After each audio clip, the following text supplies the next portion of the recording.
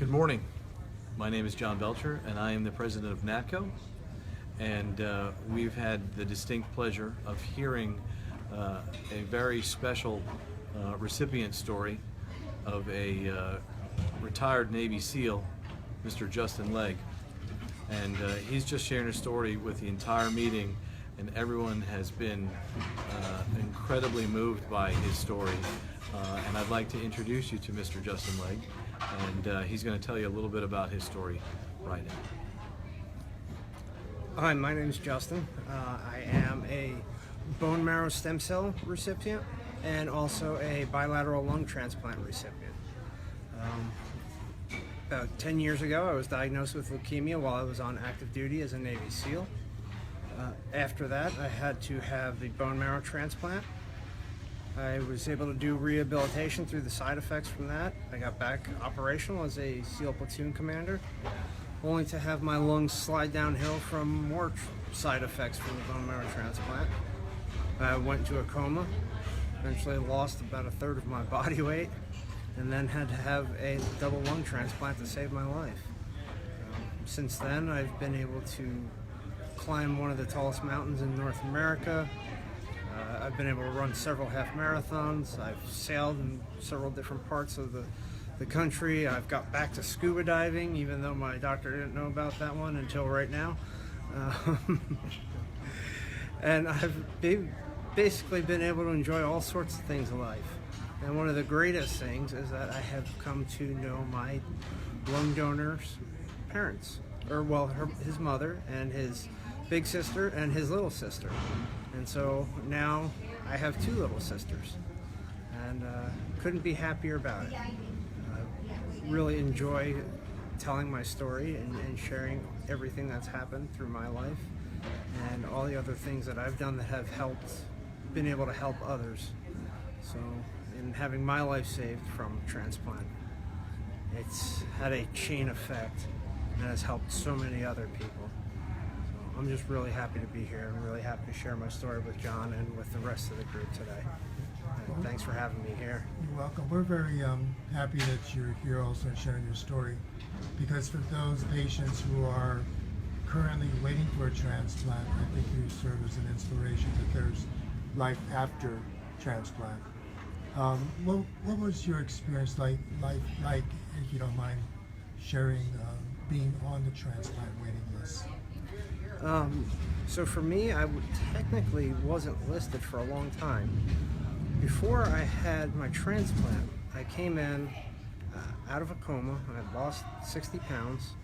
I couldn't walk. I couldn't even stand on my own. So I would not even be put on the transplant list until I could learn to walk a mile. Under my own power, I was allowed to use a walker and oxygen, but just learning how to stand was tough in itself. Learning how to walk was nightmarish. But you know, like I said before, I was a former SEAL. I still was on active duty at the time, and so I've had this very stubborn drive in me to keep pushing no matter what, no matter how bad and how painful it was. And within a month, I got to walk a mile, and that was the big thing for me. Once I walked a mile, they considered putting me on the list, and when I was put on the list, my lung allocation score, which determines who gets priority for transplant organs, was high enough that I was called the very next day with a donor who also matched my chest cavity size. So I was not very sure that I was going to make it to transplant, but I was going to fight it like crazy, and I made it. And life after transplant was difficult for the first couple of weeks, first month, but it slowly got better and better and better, and now I would say life is, for the most part, normal. I'm not running marathons anymore, but I have walked and jogged 3 half marathons. I'm not lifting refrigerators over my head, but I can still carry groceries into the house. I can still play with my dogs. I can still hug my wife. I can still swim. I can't swim 7 miles in the ocean anymore, but I can swim about a mile in a pool, as long as I have fins.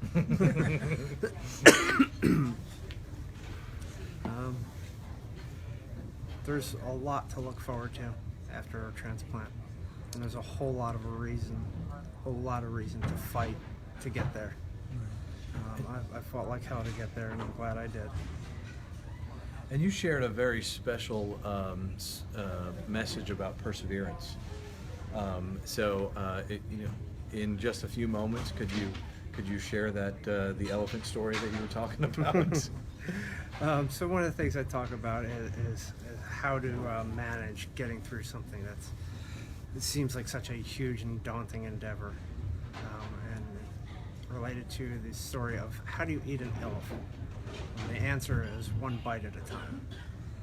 And the point of that story is to look at something that seems so difficult, like making it through to get a transplant. It's very difficult. You don't know when it's going to end. But if you break it up into little chunks and you just try to take maybe 1 week at a time, or 1 day at a time if a week is too much, or maybe just get to the next meal. But realize that every little chunk that you set for yourself, or every little intermediate goal, is tied to that end goal of getting to where you need to be. That helps to manage things. And so I've managed several things like that in life. Getting through my SEAL training, getting through deployments overseas, getting through my transplants, getting through rehab of my transplants, getting through the half marathons I did to raise money. That was okay, just take the next step. And now I still had 12.5 miles left to go, but it was take another step and continually do that for another 12.5 miles. I managed most of my life that way. There are a lot of things that come up that are big challenges, and breaking it into little chunks, into little bites, makes it really easy. And I even say to myself, when I wake up in the morning, do one thing better today. Just do one thing better than you did yesterday. Whether that's maybe one more push-up if you're working out, or if you're in academics, trying to do one paragraph better than you wrote the day before. If you're at work, trying to serve maybe one more patient than you did before. You can find just something to try and do one thing better each day. You want me to share any other messages that I shared during the talk this morning, or? So you talked about the Zen master a little bit. Yes. Helping putting things in perspective, because we're often in difficult places, but your Zen master analogy was an important message, I think, to put things into perspective. So can you say something about that briefly? Sure.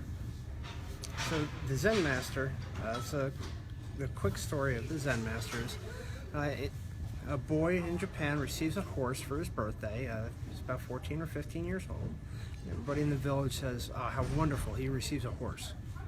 The Zen master says, "We shall see." And then next year, he's riding his horse. He's doing very well, but he falls off and he breaks his leg terribly. And he's never going to walk right again because of how bad the leg was broken. And everybody in the village says, "Oh, that's terrible. He broke his leg." The Zen master says, "We shall see." 2 years later, there's a massive war breaking out, and the armies are sweeping through the villages, picking up all the young men to go and fight. And most of them aren't coming back. But that boy can't go because he can't walk well enough to fight.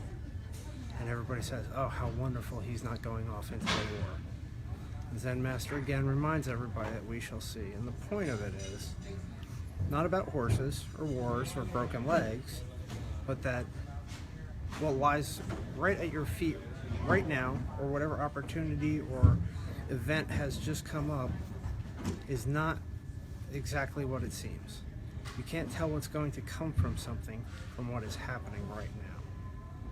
If you can take a step back and look at things, there are events that happen that are beyond your control, and you have to take a step back and look at what could happen from this. What can I do to affect the outcome here? What can I do to possibly mitigate a worse outcome that's coming? Or what can I do to make a better outcome? And so I've tried to do that, through my life in various ways. But it's a real easy lesson to learn, very hard lesson to practice. And sometimes that takes time. No, But thank you. it's- Yes, sir, go ahead. It's one of my favorite lessons. Right. So not only are you a recipient, but you're a Zen master. Oh, I wouldn't say I'm a master at all. Oh, I do. I'm a let's see, a person who tries to practice it as much as I can. That's good. I'm a student. Well, you know, what I appreciate is the fact that you're giving back by sharing your story and giving your wise wisdom, sharing that. But also, I personally want to thank you for serving our country and you know, be proud of what you've done, both in the service of serving our country, but also, you know, being proud to be out there and as a recipient, sharing and raising money for so many good causes. So personally, I want to thank you. Oh, my pleasure. You know, if I didn't get hurt, I would still be serving in the military.